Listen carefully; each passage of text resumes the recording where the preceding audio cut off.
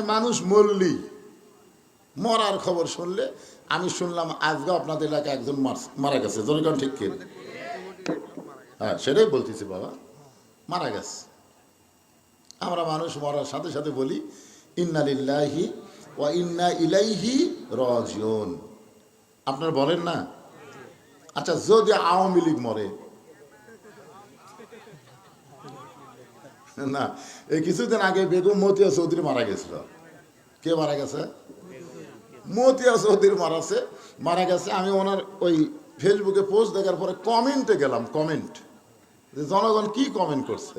মরার খবর শুনে তো ইন্না লিল্লাহ হয়, 116টা কমেন্ট করছে ভাই, 116টা কমেন্ট, তার মধ্যে একটাও ইন্না লিল্লাহ নেই, সব খালি আলহামদুলিল্লাহ আলহামদুলিল্লাহ আলহামদুলিল্লাহ। চিন্তা করলাম, কে রে এরা, কোন জাতি, এরা মরলে ইন্না লিল্লাহ কয় না কেন? আওয়ামী লীগ 15.5 বছর মানুষের কলিজায় যে আঘাত দিয়েছে, ওরা আর মানুষ নাই, ওরা আওয়ামী লীগ হয়ে গেছে। ধরে কোন কথা ঠিক কিনা? ওইটাতে মানুষ মরছে, আর মনেই নাই। আলহামদুলিল্লাহ আলহামদুলিল্লাহ। কোন মানুষ মরার খবর শুনে কেউ যদি আলহামদুলিল্লাহ কয়, বুঝবেন যে মানুষ মরে গেল ওই জাহান্নামে। কারণ ওই মরাতে আমরা খুশি হয়ে গেছি, আলহামদুলিল্লাহ, ঈদ আমাকে কষ্ট দিছে আল্লাহ। পুলিশও খালি দেখা দেখা দিছে, এটা অমুকের বাড়ি, এটা অমুকের বাড়ি। আমার এলাকার এক গাঁজা খায়, পুলিশে সব বলতেছে মৌলানা বদুশিদের বাড়ি কোনটা, শালা গাঁজা খরক বলতেছে, আর গাঁজা খর বলতেছে এটাই হুজুরের বাড়ি। আমি চিন্তা করলাম, গোটা বাংলাদেশে আমি ওয়াজ করি, আর আমার বাড়ি পুলিশ খোঁজে গাঁজা খোর দিয়া। কি সর্বনাশা দিন গেছে, 15.5 বছর ধরে। কোন কথা ঠিক কি না? ওয়াজ করে বাড়ির যাবো, বউ বলতেছে আসেন না, এসার পর থেকে পুলিশ ঘুরতেছে। চিন্তা করি, আমি কত বড় চোর রে, আমি কত বড় ডাকাত, আমার বাড়ির দরজায় পুলিশ। চোর ডাকাতের আরামের ঘুম পড়ে, আর ভালো মানুষগুলো বাড়িতে ঘুমাতে পারে না, আলুর বাগুর বাড়িতে ঘুমায়। জোরে কোন কথা ঠিক কি না? আসলে ওরা মানুষ না, ওরা আওয়ামী লীগ, ওরা মানুষ না। মরার সাথে সাথে কয় আলহামদুলিল্লাহ। আজকে আমি আলহামদুলিল্লাহ ওয়াজ করবো না, ওয়াজ করবো ইন্না লিল্লাহ। ওয়াজ কি হবে? কথা বলেন। ইজা আসাবাতুহুম মুসিবাতুন ক্বালু ইন্না লিল্লাহি ওয়া ইন্না ইলাইহি রাজিউন। সবাই পারবেন না তো? আপনারা কি গোপনে গোপনে আওয়ামী লীগ করতেছেন? আওয়ামী লীগেরা কোনোদিনও আল্লাহ আকবার বলবার পারবি না। ওদের যত মিটিং হোক, মিছিল হোক, অন্য বহু স্লোগান শোনা যায়, কিন্তু তাকবীর শোনা যায় না। ধরে কোন কথা, কথা কন না গান। আচ্ছা, ওরা কি দেওয়া শুরু করে? ওরা যে মিছিল করে, আপনাকে শেরপুর, আমি তো রাস্তাতে বহুদিন গেছি, ওদের মিছিল আমি দেখছি ভাই, ওরে বাবা রে, খালি জালো রে জালো। ধরে কোন ঠিক কিনা? আমরা মুসলমান, কোরআনের আয়াত শুনলে আমাদের ঈমান বাড়বে। আল্লাহ বলেছেন ওয়াইযা তুলিয়াত আলাইহিম আয়াতুহু জাদাতুহুম ঈমানান। কোরআনের আয়াত তেলাওয়াত শুনলে ঈমান বাড়বে, আর ঈমান বাড়ার প্রকাশ হলো আল্লাহু আকবার। আপনারা বলেন তো, আল্লাহর চাইতে বড় কেউ আছে? যে আল্লাহ আপনাকে ঈমান বাড়ায় দিল, সে আল্লাহর জন্য তাকবীর দিতে কি আপত্তি? হ্যাঁ, এই জন্য যখনই কোরআন তেলাওয়াত হবে আল্লাহু আকবার বলবেন, আল্লাহ খুশি হবে। জোরে কোন খুশি কে হবে? আর বেজারকে এমন একটা জিনিস রে ভাই, আপনি সারা জীবন সুবহানাল্লাহ আলহামদুলিল্লাহ সুবহানাল্লাহ আলহামদুলিল্লাহ বলেন, শয়তান আপনার কাছেই বসে থাকবে। শয়তান কাছেই বসে থাকবে যে সুবহানাল্লাহ আলহামদুলিল্লাহর মধ্যে থাক, খবরদার আর লাইন ক্রস করিস না। যদি আপনি আল্লাহ আকবার কন, আর যদি একটু জোরে কন, ওই কাছে বসে থাকবি। আল্লাহ রাসূল কয় এত জোরে দৌড় মারবি, ওর পিছন দিক দিয়ে বাতাস বের হইবে, বাতাস। এই জন্যে শয়তানের দল যারা করে, শয়তানের পার্টি যারা করে, তারা আল্লাহু আকবার বলবার পারবে না। ধরে কোন কথা ঠিক? লিল্লাহি তাকবীর। মাশাআল্লাহ। আল্লাহ দয়া করে আমাদেরকে বিশ্ব নবীর উম্মত হিসাবে কবুল করেছেন। আমাদের নবী শুধু নবী না, আমাদের নবী হলেন আমাদের নেতা। আল্লাহুম্মা সাল্লি আলা সাইয়্যিদিনা মুহাম্মদ। আল্লাহ তাআলা আমাদেরকে একজন বিশ্ব নবীর উম্মত হিসেবে কবুল করলেন এবং তার নেতৃত্বের অনুসারী হিসাবে আল্লাহ পবিত্র কোরআনে ইরশাদ করেন, লাকাদ কানা লাকুম ফি রাসূলিল্লাহি উসওয়াতুন হাসানাহ। যদি সফলতা অর্জন করতে চাও তাহলে সাধারণ কোনো মানুষকে নেতা না বানায় রাসূলকে নেতার আসনে তার আদর্শকে গ্রহণ করে নাও। এ কথা কার? সবাই মনে করতেছেন বক্তা। তো আল্লাহর কথা বলতে এত কৃপণতা কেন? আমাদের নবী কি শুধু নবী না নেতা? কার নেতা? মৌলবীদের নেতা। যারা মুসলমান দাবি করবে আমাদের নবীকে নবী হিসাবে মানতে চায়, শুধু নবী মানলে হবে না, নেতা হিসাবে মানা লাগবে। ধরে কোন ঠিক কিনা? আপনি নবীকে নবী বলবেন আর অন্য একজন মানুষকে নেতা বানাবেন, আর আপনি জান্নাত যাবেন। জান্নাত আপনার মামার বাড়ি নাকি? হ্যাঁ, এই জন্য যেই নবী নেতা জান্নাত লাইলাতুল মেরাজে আল্লাহ তাআলা আমাদের নবীকে জান্নাত দেখার তৌফিক দিয়েছেন। নবী যখন জান্নাতের মধ্যে প্রবেশ করলেন, নবীর সঙ্গে একজন ফেরেশতা ছিল, তার নাম হলো জিবরাইল। আমাদের সঙ্গে কয়জন আছে দেখছেন? আমাদের সঙ্গে আছে 2 জন, আর নবীর সঙ্গে 1 জন। তাহলে তো আমরাই ভালো আছি নাকি? আমার 2 কান্ধে 2 মোহরি, লিখিতেছেন ডায়েরি, দলিল দেখে রায় দিবে, টাকা পয়সার নাই কারবার। আল্লাহ কোরআনে বলেছেন, কিরামান কাতিবিনা ইয়ালামুনা মা তাফআলুন। সম্মানিত 2 জন ফেরেশতা আমাদের 2 কাঁধে আছে, আছে না নাই? লেখার জন্য। কিন্তু নবীর কাঁধে নাই, কারণ নবীর কাঁধে চলার মতন কোনো যোগ্যতা ফেরেশতার আছে? লাইলাতুল মিরাজে নবী যখন ঘুমিয়েছিলেন, ফেরেশতা জিবরাইল এসে বলতেছে, আল্লাহ যেই নবীকে চেতন করে আপনার আরশে নিয়ে যাওয়ার হুকুম দিলেন, সেই নবী না ঘুমের মধ্যে আছে, আমি কি করব? আল্লাহ বললেন, জিবরাইল ডাক দাও। জিবরাইল বললেন, আল্লাহ কেমনে ডাক দিব? নবী নবী বলে চিৎকার দিয়ে ডাক দিব না কিভাবে ডাক দিব? আল্লাহ তাআলা বললেন, জিবরাইল তোমার জিহ্বাটা বের করে নবীর পায়ের তালুতে সুরবুরি দাও, নবী ঘুম থেকে চেতন পাবে। এখন বলেন, সমস্ত ফেরেশতার সরদার জিবরাইল যদি জিহ্বা বের করে নবীর পায়ের তালুতে সুরবুরি দেয়, সেই নবীর কান্দে চলার যোগ্যতা কোনো ফেরেশতার আছে? 2 নম্বর কারণ হলো নবীর পাপ নাই, সওয়াবও নেই। তাহলে লিখবে কি? লেখার আছে? আমাকে লেখা লাগবে, নবীর লেখার দরকার নেই। কারণ আমাদের নবী হলেন আগে পরের সমস্ত পাপ থেকে আল্লাহ তাআলা বেগুনা মাসুম হিসাবে কবুল করেছে। যখন সুবহানাল্লাহ। ফেরেশতা জিবরাইল বললেন, ইয়া রাসূলুল্লাহ আপনি যদি জান্নাত থেকে বের না হন, আল্লাহ আপনাকে জান্নাত থেকে বের করে দিবার পারবে না। জান্নাত থেকে বের করে দিবে না সেটা একটা কথা, আর পারবে না সেটা আবার কঠিন কথা।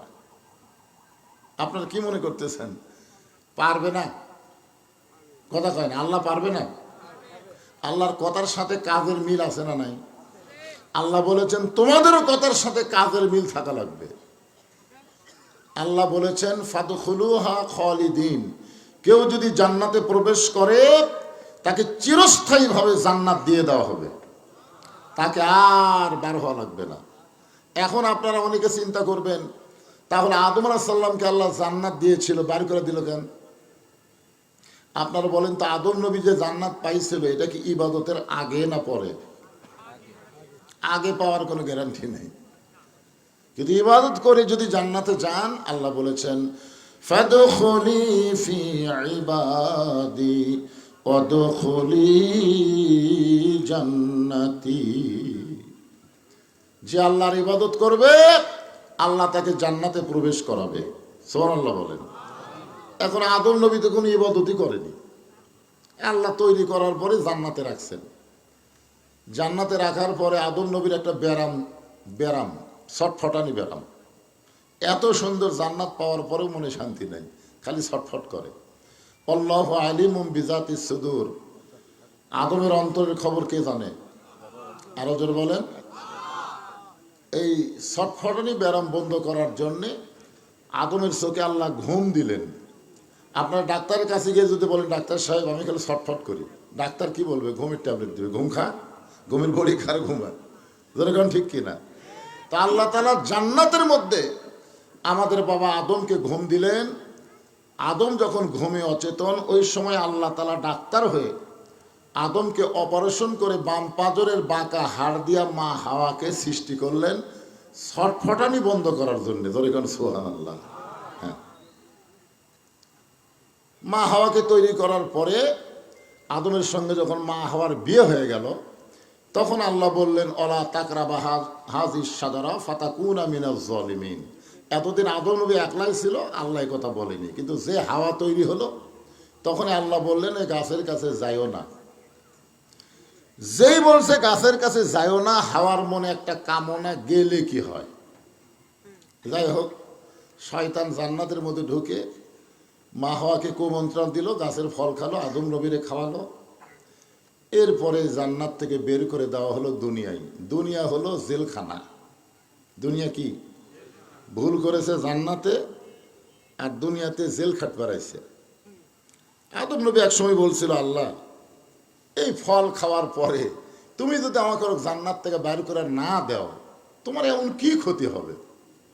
আল্লাহ বলতেছেন, ক্ষতি কিছু নয়, কিন্তু ওই ফল খাওয়ার পরে পেশাব পায়খানা লাগবে, তো আমি আল্লাহ আবার জান্নাতে পেশাব পায়খানা বানাইনি। তোরা পেশাব পায়খানা করার জন্য দুনিয়ায় যা।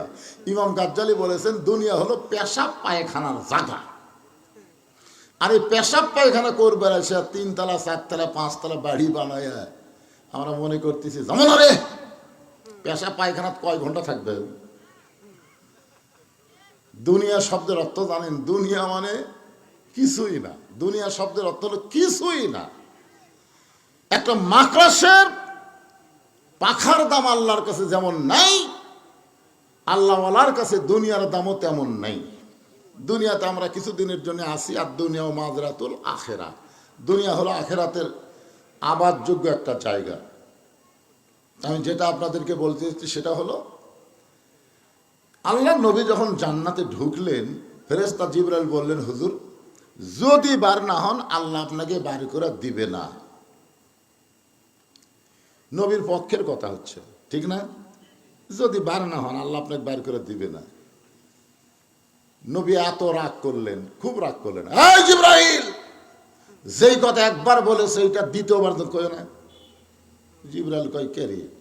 আমি করলাম নবীর পক্ষে, আর নবী করলো রাগ, কারণ কি? আল্লাহ রাসূল বললেন, জিবরাইল আমি নবী আমার জন্য না, আমি নবী হলাম আমার উম্মতের জন্য। কি মনে করছো? নেতা হয়ে সংসদে গেল আর শেরপুর ধুনুটের মানুষকে ভুলে গেল। হাজার হাজার কোটি টাকা নেতা মারা সব বিদেশে পাচার করলো। এলা নেতার পিছনে চামচাগিরি করেন, নেতা পলায় গেল, কর্মীগুলা সব বিপদের মধ্যে থুইয়া। জোরে কোন ঠিক কি না? একটা এমপিও বাংলাদেশে নাই, খালি ফিডার খাওয়া চামচাগুলা, ফিডার খাওয়া, এখনো দুধ পায় না, ফিডার খায়। এই চামচাগুলা মাঝে মধ্যে আফসোস করে গুজব তোলে, বলে নেত্রী আবার ফিরে আসবে। পলানো নেত্রী ফিরে আসতে পারে, আয়না ঘরে ঢোকার জন্যে ক্ষমতার চেয়ার বাংলার জনগণ আর কোনোদিন দিবে না। ধরে কোন কথা ঠিক কিনা? আমি আমাদের কাহালুতে দেখছি, এখন আওয়ামী লীগ নাই, ছাত্রলীগ নাই, যুবলীগ নাই। এখন এই 3টার পরিবর্তে 3টা বার আছে। একটার নাম হলো গুজব লীগ, একটার নাম হলো আফসোস লীগ, একটার নাম হলো হতাশা লীগ। হতাশা কি ভাবতেছে? জান্নাতের মধ্যে ঢোকার পরেও নবী ধমক দা বললেন, জিবরাইল আমি নবী আমার জন্য না, আমি নবী হলাম আমার উম্মতের জন্য। যতক্ষণ পর্যন্ত আল্লাহ আমার উম্মতদেরকে এমন জান্নাত না দিবে, ততক্ষণ পর্যন্ত আমি নবী জান্নাতে ঢুকবই না। আজকে ঢুকেছি খালি দেখার জন্যে। সুবহানাল্লাহ বলেন। যেই নবী জান্নাতে গিয়ে আমাদের কথা ভোলে না, আমরা সেই নবীকে ভুলে যাব? বলার মতোই তো সাইজ, ভুলে যাব? জীবন গেলেও নবীকে ভুলবো না। আমার জীবনের চাইতে রাসূলকে বেশি ভালোবাসবো। ধরে কোন কথা ঠিক? তাহলে একটা স্লোগান দেওয়া শুরু হবে। আমি যেই বলবো আমার নেতা তোমার নেতা, সকলে বলবেন বিশ্ব নবী মোস্তফা। বলতে পারবেন? আমার নেতা তোমার নেতা বিশ্ব নবীর চরিত্র ফুলের মতো পবিত্র। ফুলের মতো না, ফুলের চাইতো। কারণ নবীকে কারোর সঙ্গে তুলনা করা যাবে না। নবীর চরিত্র সম্পর্কে আল্লাহ বলেছেন ওয়া ইন্নাকা লাআলা খুলুকিন আযীম। আজিম এটা কার নাম? আল্লাহ ৯৯টা নামের মধ্যে আজিম আছে না নাই? দেখছেন নবীর চরিত্রকে আল্লাহ আজিম দিয়ে দুনিয়াবাসীকে বুঝাই দিছে মহামণ্ডিত চরিত্র, ওনার চরিত্রের সঙ্গে আর কারো তুলনাই চলবে না। ধরে কোন ঠিক কিনা? এজন্য বলতে হবে আমার নবীর চরিত্র ফুলের চাইতেও পবিত্র, আমার নেতার চরিত্র পবিত্র। আলহামদুলিল্লাহ, সেই নবীর উম্মত হিসেবে আল্লাহ আমাদের কবুল করেছে। খুশি না বেজার? এখন আসেন যে কোরআন থেকে আপনার তাফসীর শুনবেন। এই পবিত্র কালামুল্লাহ শরীফ থেকে আমি একটা আয়াত তেলাওয়াত করছি, খুব কমন আয়াত। কমন বোঝেন? একটা হলো আনকমন, একটা হলো কমন। হ্যাঁ, সাধারণ, মানে মানুষ মরলি মরার খবর শুনলে, আমি শুনলাম আজকে আপনাদের এলাকায় একজন মারা গেছে। জনগণ ঠিক কি? ও সোনার ভাইরা, ও ভাইরা যারা পিছনে আছেন, ভাই আপনি একটু সামনে আসেন তো। আসেন আসেন, সামনে আসেন, আসেন। আজকে ইন্না লিল্লাহর ওয়াজ হবে, সামনে আসে। ইন্না লিল্লাহ নিয়ে একটা গান গাই, গাবো? হ্যাঁ, দেখেন তো বুঝতে পারেন কিনা। কোন বনেরই পাখি তুমি আইলা রে কোন বনে, আবার কোন বনেতে যাইতে হবে পড়ছে নাকি মনে। বুঝতে পারেননি? পারছেন? কেন মাইক এরকম চনচন করতেছে কেন? মাইক তো ভালোই ছিল, যে সাউন্ড ছিল ওটাই দাও বাবা, নতুন করে কিছু দিবার যায় না। কোথায় আপনারা ছিলেন? আমরা কোথায় ছিলাম, কোথায় আসলাম, কোথায় যাব? খালি একটাবার চিন্তা করে প্রতি কদমে কদমে হাঁটেন। কোথায় ছিলাম, কোথায় আসলাম, কোথায় যাব? যাওয়ার কথা যখন মানুষ ভুলে যায় তখন কি বলে? পলাবো না, পলাবো না, পলাবো না। আসলে ৩ তারিখই বলছে পলাবো না, ৫ তারিখে পলে গেছে। ধরে কোন কথা ঠিক কিনা? একটু চিন্তা করেন বাজান, একটু চিন্তা করেন, মাস্তানি কম করেন। কারণ আমরা এসেছি থাকার জন্য না, যাওয়ার জন্য। ধরে কোন ঠিক কিনা? চলতে পথে ২ দিন থামিলাম, যাবার কালে এক সামসারও দেখা না পাইলাম। বগুড়াতে আমি মিছিল শুনছি, আমার মনে আছে। আমি তখন এটা ৯২ কি ৯৩, আমি ৯৬ সালে শেরপুর থেকে ফেকা নিয়ে পাস করছি, তখন ছাত্র ছিলাম। তো ইয়ং জেনারেশন মিছিল করতেছে বগুড়াতে, তারেক জিয়া যেখানে আমরা আছি সেখানে। ওরে বাবারে, যখন তারেক জিয়া জেলখানায় এক সামসার মিছিল নাই। চলতে পথে ২ দিন থামিলাম, যাবার কালে একজন আরো দেখা না পাইলাম। ও আমার সাদের মালা যায় রে ছিঁড়ে, রইব না আর বেশি দিন তোদের মাজারে।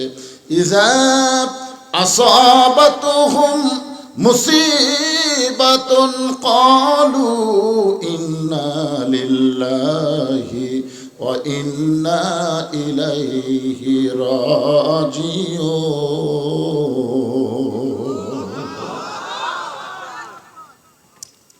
আল্লাহ বলতেছেন, যখন তোমাদের উপরে বিপদ আপদ মুসিবত আসবে তখন তোমরা বলবে ইন্না লিল্লাহি ওয়া ইন্না ইলাইহি রাজিউন। একটা মানুষের জীবনে সবচাইতে বড় বিপদ হলো এই দুনিয়া থেকে বিদায় নেওয়া। আল্লাহ কোরআনে বলেছেন লা তামুতুন্না ইল্লা ওয়া আনতুম মুসলিমুন। মুসলমান না হয়ে তোমরা মরিও না। মুসলমান না হয়ে কেউ যদি মারা যায় আপনারা বলেন তো, মরার পরে তার জন্য বিপদ না শান্তি? আর যদি মুসলমান হয়ে যদি মরে, আল্লাহ বলেছেন ইন্নাল্লাযীনা ক্বালু রাব্বুনাল্লাহু সুম্মা ইসতাকামু তাতানাজ্জালু আলাইহিমুল মালায়েকা আল্লা তাখাফু ওয়া লা তাহজানু ওয়া আবশিরু বিল জান্নাতিল্লাতী কুনতুম তুআদুন।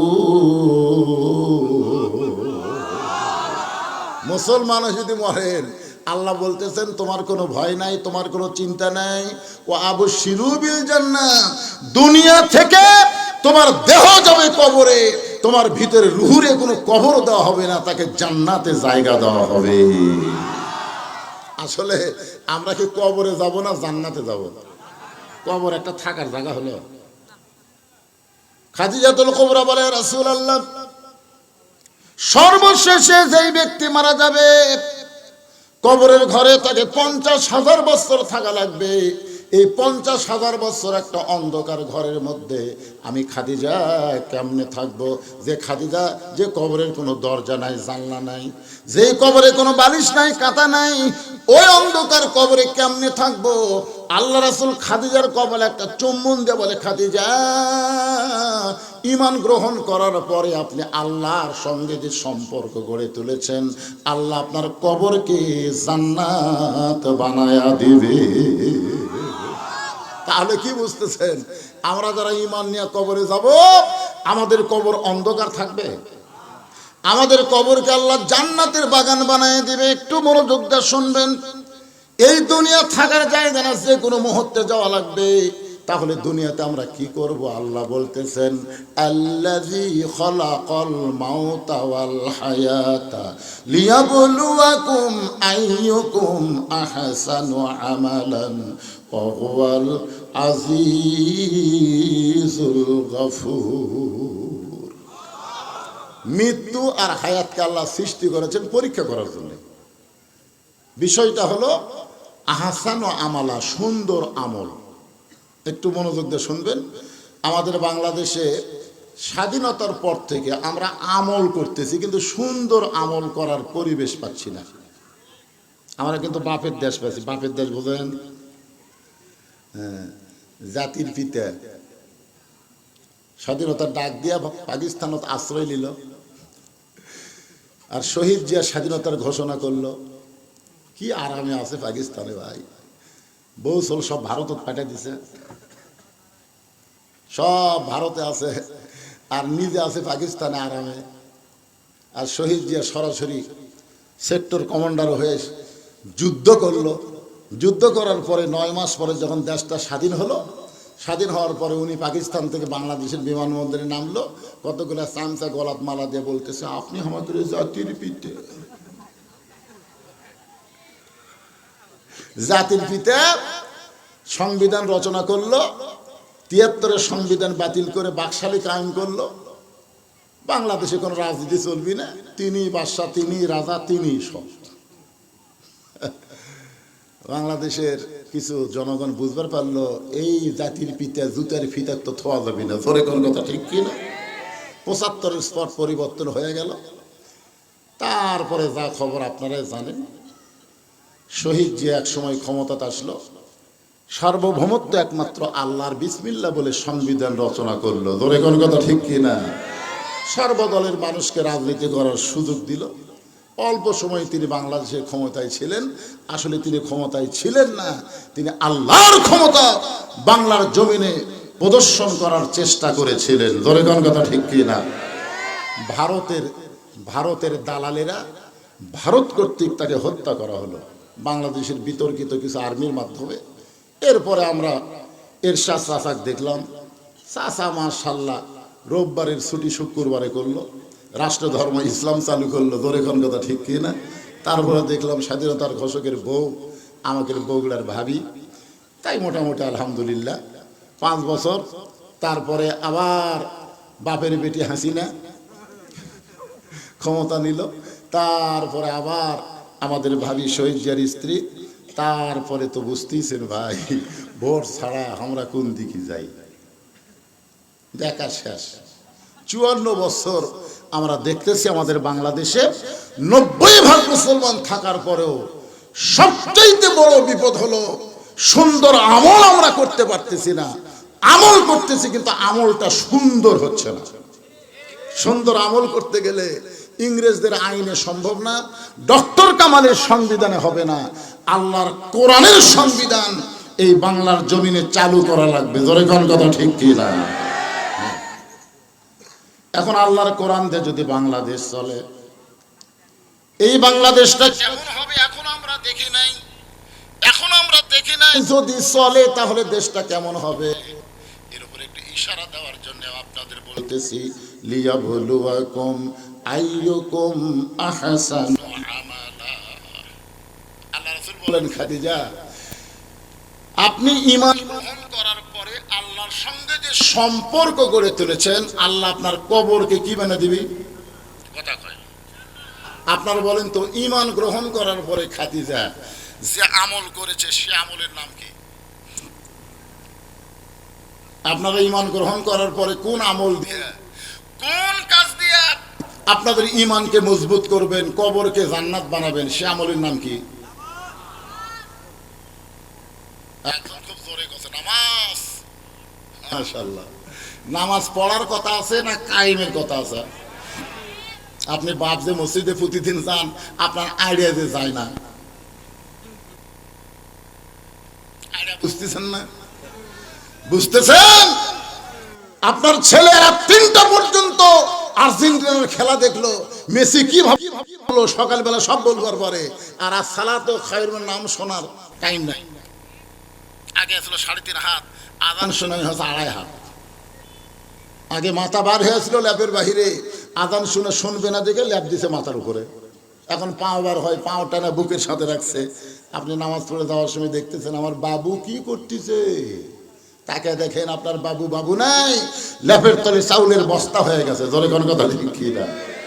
এখন আপনারা বলেন তো, কোন যুক্তিতে বাবা নামাজ পড়ে বেটা নামাজ পড়ে না, ওই বাপ জান্নাতে যাবে? একটা যুক্তি দেন, একটা যুক্তি দেন আপনারা। আল্লাহ কোরআনে বলেছেন, কু আনফুসাকুম ওয়া আহলিকুম নার, জাহান্নামের আগুন থেকে বাঁচতে গেলে তুমি বাবা একলা বাঁচতে হবে না, তোমার আহাল পরিবার নিয়ে বাঁচা লাগবে। জোরে কোন কথা ঠিক কি না? নামাজ তো করলেন, ঠিক আছে, নামাজ পড়ার কথা বলা হয়নি ভাইজান, কায়েমের কথা বলা হয়েছে। আর এই নামাজটা কায়েম কে করবে? বদরশির। আমার ওয়াজের বয়স বর্তমানে এই বছর দিয়ে 42 বছর। 42। আমার ওয়াজ দিয়ে কিছুই হচ্ছে না, আমার ওয়াজ দিয়ে কিছুই হচ্ছে না। নামাজ কায়েম কোন মৌলানার ওয়াজ দেওয়া হবে না। আল্লাযীনা ইম্মাক্কান্নাহুম ফিল আরদ, মুসলমানের মধ্যে কেউ যখন ক্ষমতার চেয়ার পাবে, চেয়ার পাওয়ার সঙ্গে সঙ্গে তার 1 নম্বর দায়িত্ব হলো আকামুস সালাত, নামাজ কায়েম করা। জোরে কোন কথা ঠিক কি না? আপনারা বলেন তো, আমাদের বাংলাদেশে যদি নামাজ কায়েম হয়, এই যুবকদের হাতে এই টাচ মোবাইল থাক আর যেই মোবাইল থাক, কোনো অন্যায় কাজ হবে না।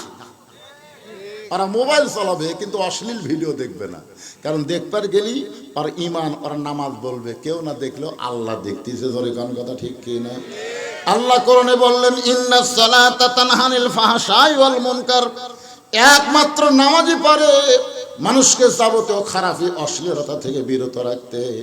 এখন ঈমানকে ঠিক মতো রাখতে গেলে যে আমলটা লাগবে, সে আমলের নাম হলো নামাজ। জোরে বলেন, নাম কি? আল্লাহ রাসূল বলে, খাদিজা ঈমান গ্রহণ করার পরে আপনি আল্লাহর সঙ্গে যে সম্পর্ক গড়ে তুলেছেন, আল্লাহ আপনার কবরকে জান্নাত বানিয়ে দিবে।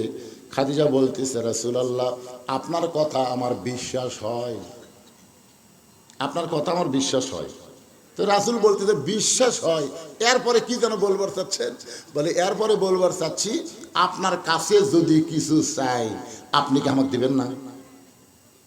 সঙ্গে সঙ্গে নবী 3 বার নাউজুবিল্লাহ বললেন। এই ঈমান আলারা মনোযোগ দিয়ে শোনেন, নবী 3 বার বললেন নাউজুবিল্লাহ, নাউজুবিল্লাহ, নাউজুবিল্লাহ।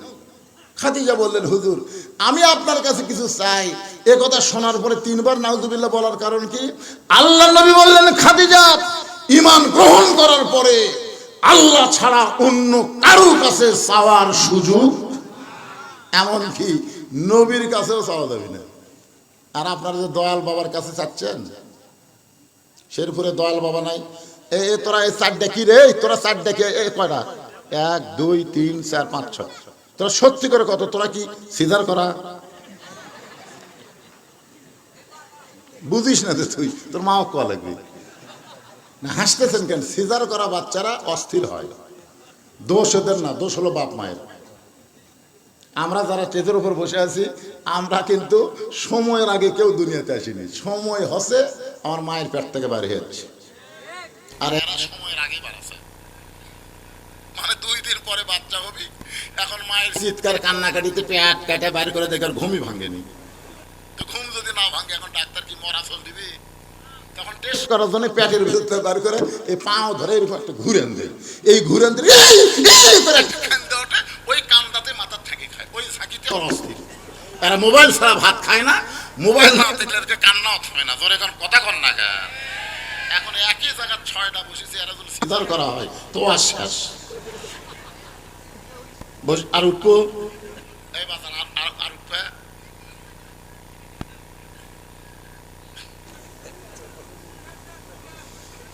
না না না। ওয়াজ তো এখন শুরু হয়নি রে ভাই, এখন শুরু হবে। এই সময় এরা ডিস্টার্ব করলে কাম হবে? এত ছোট ছোট বাচ্চারা কি দরকার? ও যে একটা আবার খাড়া হতে, এই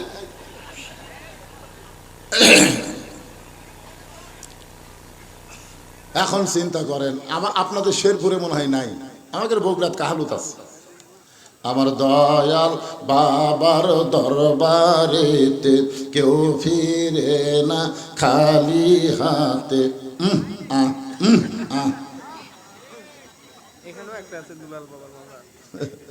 দুলাল বাবার মাজার আছে। দুলাল বাবা, একটু মনোযোগ দেবেন। এইটাই যদি আপনি কবার জানেন, আপনি যদি ইমান থাকে, আপনি যদি কবার পারেন তো পারবেন। কিভাবে বলা লাগবে? আমার দয়াল আল্লাহর দরবারেতে কেউ ফিরে না খালি হাতে। আল্লাহ আল্লাহ আল্লাহ। বাবার জায়গাত কি বসান লাগবে? আল্লাহ বসান লাগবে। ওরা আল্লাহর জায়গাত বাবা বসাছে। আল্লাহর ধন নবীরে দিয়া, আল্লাহ আছে গায়েব হইয়া, নবীর ধন খাজা নিয়া শুয়ে আছে আজমিরে। কেউ ফিরে না খালি হাতে, খাজারে তোর দরবারেতে। একমাত্র আল্লাহ ছাড়া নবীর কাছেও চাওয়া যাবে। নবী 3 বার বললেন নাউজুবিল্লাহ নাউজুবিল্লাহ নাউজুবিল্লাহ। খাদিজা, কোনো কিছু যদি পাবার চাও, আল্লাহ ছাড়া নবীর কাছেও চাওয়া জায়েজ নাই। খাদিজা মুচকে মুচকে হাসে। রাসূল বলে, খাদিজা হাসতেছে কেন? বলে, হাসার কারণে হলো আপনার কাছে যা চাবো তা যদি আল্লাহ দিবার না পারে। আমি খাদিজা আপনার কাছে যা চাবো তা যদি আল্লাহ দিবার না পারে, তাহলে আল্লাহর কাছে চাইয়া লাভ কি? আল্লাহ নবী বললেন, খাদিজা আল্লাহ দিবার পারে না এমন কথা বলা ঠিক না। খাদিজা বলে, হুজুর মনে করেন আপনার সাথে আমার বিয়া হয় নাই, আমি গভীর রাত্রে আল্লাহর কাছে কাঁদতেছি আর বলতেছি, আল্লাহ খাদিজার পেটে একটা বাচ্চা দাও, খাদিজা মা হবার চাই। আপনি বলেন তো আল্লাহ দিবি? রাসূল কিছুক্ষণ পরে বলতেছে, আল্লাহ দিবার পারলেও দিবি না। আল্লাহ দিবার পারবে কিন্তু দিবি না। একজনক দিয়েই বিপদে পড়ছিল, তার নাম হলো মরিয়ম। স্বামী ছাড়া পেটের বাচ্চা দিয়ে কি বিপদ ভাই। জাকারিয়া নবীকে সবাই সন্দেহ করে ধাবার মারছে। জাকারিয়া দৌড়ে আর বলে, আল্লাহ কাম করলে তুমি আর পিটন খাচ্ছি আমি। আল্লাহ বলে, জাকারিয়া কিয়ামত পর্যন্ত স্বামী ছাড়া কোনো মেয়ের পেটে আর বাচ্চা আসবে না। যদি ওটা চালু থাকতো তাহলে 14 ফেব্রুয়ারিতে যত পেটের মধ্যে বাচ্চা আসতো বিয়া ছাড়া, মেয়েরা বলতো আমার তো দোষ নাই, আল্লাহ যদি দেয় আমি কি করবো। তার মানে বোঝা গেল এখন স্বামী ছাড়া কারো পেটে বাচ্চা আসলে বুঝবেন ওটা বৈধ না, ওটা হলো অবৈধ। ভোট ছাড়া যারা এমপি হচ্ছে এরাও বৈধ না, এরা হলো অবৈধ। জোরে কোন কথা ঠিক? জাউরা এমপি, জোরে কর কি এমপি?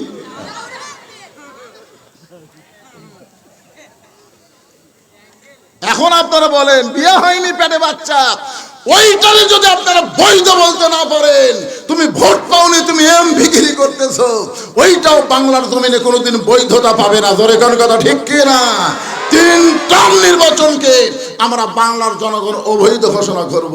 14 সালের নির্বাচন, 18 সালের নির্বাচন, 24 সালের নির্বাচন সর্বসম্মতি করবে। আজকে শেরপুরের মাহফিলে অবৈধ ঘোষণা করা হলো। জোরে বলেন কথা ঠিক কি না? সব খুলে ভিডিও হচ্ছে ভাই, লাইভ হচ্ছে, লাইভ।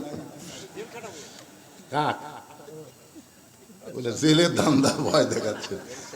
এরা হাসিনা থাকতে আমি যত অ্যাঙ্গেল ওয়াজ মারছি, তোর কথা ঠিক কি? এই শেরপুর নিষেধ করেছে শালা হাবিব এমপি, কি জন্য জানেন? শোনেন নি? একে ডাইরেক্ট মারে দিত, আমার অত ভয় নাই। আপনারা চিন্তা করেন, এগুলা কি ভিডিও হচ্ছে না? লাইভে গোটা বিশ্বকে যাচ্ছে। আপনারা আজকে অবৈধ ঘোষণা করলেন 14 সাল, 18 সাল, 24 সাল, এগুলো নির্বাচন হয়নি, নির্বাচনের নামে তামাশা হয়েছে। ধরে কোন কথা ঠিক?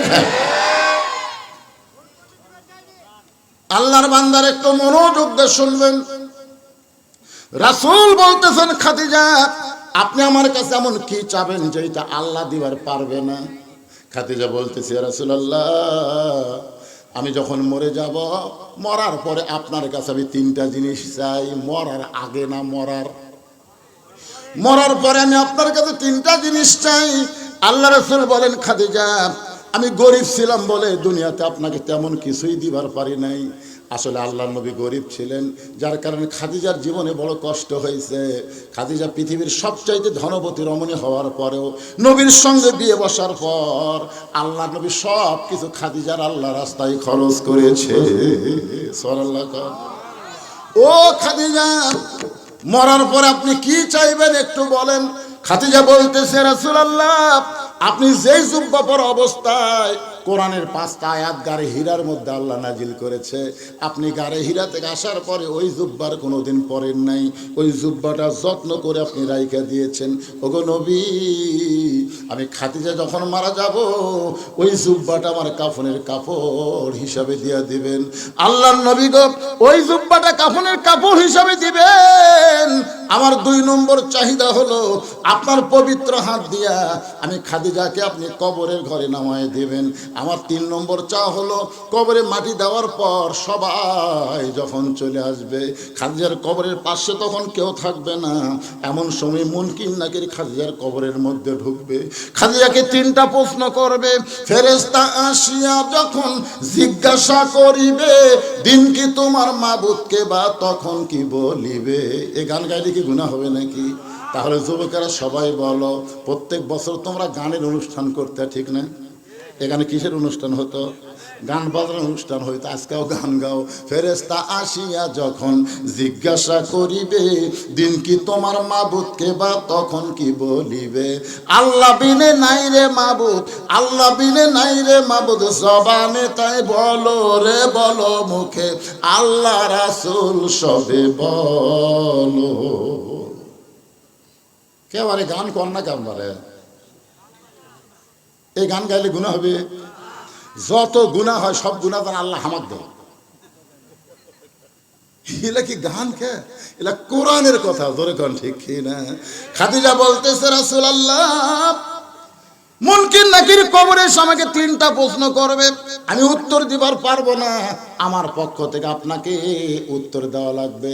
সঙ্গে সঙ্গে আল্লাহ নবী খাদিজার কপালে একটা চুমা খেয়ে বললেন, খাদিজা ওই আল্লাহর শপথ করে বলতেছি, আমার আগে যদি আপনার মৃত্যু হয়, আপনার 3টা চাই আমি পুরা করব ইনশাআল্লাহ। নবী কি বললেন? আমার আগে যদি আপনার মৃত্যু হয়। এ কথা তারা নবী বুঝাইলেন, কে কখন মরবে এটা আল্লাহর নবীও। আর ওই যে মাথা ভাঙ্গা তেজের উপর উঠাই বলতো, 41 সাল খেলা হবে, খেলা হবে 41 সাল। কয় সাল? আপনারা বলেন তো, 41 সাল পর্যন্ত সময় যদি বাঁধতে নাও, তো 24 সালে পলালা কেন? এখান থেকে প্রমাণ হলো সময়ের একমাত্র মালিককে। আরো করে বলো, আমি এখান থেকে বাড়ি যাওয়ার কোনো গ্যারান্টি, আপনার এখান থেকে বাড়ি যাওয়ার কোনো গ্যারান্টি নাই। এ কারণে রাসূল বলতেছে, খাদিজা আমার আগে যদি আপনার মৃত্যু হয়, আপনার 3টা চাওয়াই আমি পুরা করব ইনশাআল্লাহ। মা খাদিজা দুনিয়া থেকে বিদায় নিলেন। মা খাদিজা যখন দুনিয়া থেকে বিদায় নিলেন, নবী তাকায় দেখে তার 4টা মেয়ে কাঁদতেছে। মা খাদিজার পেট থেকে আল্লাহ নবীকে 4টা মেয়ে দান করেছে। ধরে কোন কয়টা? আপনারা কি নাম জানেন? একটার নাম হলো রোকেয়া, ধরে বলেন নাম কি? একটার নাম হলো কুলসুমা, একটার নাম হলো জয়নাব, আর একটা মেয়ের নাম হলো ফাতেমা। নবী তাকায় দেখে 4টা মেয়েই কাঁদতেছে, কিন্তু 3টা মেয়ের কান্নার শব্দ শোনা যায়, আর একটা মেয়ের কান্নার কোনো সাউন্ড নাই। চোখ দিয়ে পানি পড়তেছে কিন্তু কান্নার শব্দ নাই। আর 3টা মেয়ে কাঁদতেছে, আমার মা মইরা গেছে রে, কোথায় গেলে মা পাবো বলে দাও না আল্লাহ রে, এই আমার মা মইরা গেছে রে। আপনাকে এলাকাত মেয়ে মানুষ কান্দেন এরকম? আমার বাবা মইরা গেছে রে, মরার আগে খাট দিবার চাইছিল, সেই খাট আমাকে দিবে কে, আমার বাবা মইরা গেছে রে। তখন বড় ভাই সব বলতেছে, পাগলি কান্দিস না, যেই খাট আব্বা দিবার চাইছিল সেই খাট আমি দক্ষিণা দেবো, কান্দিস না। তখন আবার কান্দিস, আমার বাবা মইরা গেছে রে, মরার আগে খাট দিবার চাইছিল, সেই খাট বড় ভাই দিবে, কিন্তু ল্যাপ তো সগ দিবে কে, আমার বাবা মইরা গেছে রে। তখন মেজো ভাইরা বলতেছে, ল্যাপ তো সগ আমি দেবো, কান্দিস না।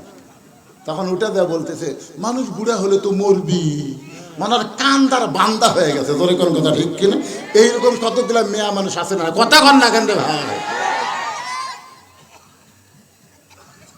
সব জমা জমি বিক্রি করে বিমানদার ভালো জায়গা দিয়ে দিছে, ভাই কিছুই নাই, আবার মরার পর আবার কান দিচ্ছে আর বান দিচ্ছে। সব মেয়ে না, এরকম কিছু মেয়ে সমাজে আছে, ধরে কোন ঠিক কিনা? আল্লাহর নবী ওই 3টা মেয়ের বিনয় কি কান্না থেকে কিছুই বললেন না। নবী ফাতেমাকে ডাক দিলেন, ফাতেমা তুই একটু আমার ঘরের মধ্যে আয় তো মা। যে মেয়েটা কাঁদতেছে কিন্তু কান্নার শব্দ নাই, ওই মেয়েটাকে নবী ডাক দিলেন। ফাতেমা ঘরের মধ্যে গিয়া বলতেছেন, বাবা আমারে ডাকলেন কেন? আল্লাহ রাসূল বলে, ফাতেমা তোমার মা মরার আগে ওসিয়ত করে গেছে, তোমার মা মরার আগে ওসিয়ত করে গেছে, তোমার মাকে তুমি গোসল করায় দিবা, তোমার মাকে তুমি কাফনের কাপড় পরায় দিবা।